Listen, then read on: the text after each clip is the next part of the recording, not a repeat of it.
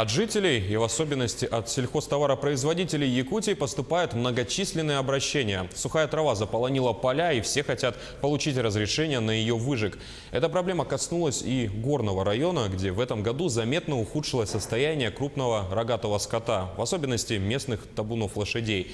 На территории Бердыгистякской администрации более 200 тысяч гектаров, из которых 4 тысячи сельхозугодия, и территория нуждающихся в выжиге более чем достаточно. Конечно, есть риск получить обратный эффект, однако при правильном подходе к выжигу жители Горного уверены, что получат необходимую кормовую базу для домашнего скота и лошадей. Администрация Бердыгистякского населения готова помочь нарядам по выжиганиям всеми средствами пожаротушения, также мотопомпы, рации. А также наши специалисты готовы помочь по оформлению документаций, нужных по лесничному хозяйству и МЧС.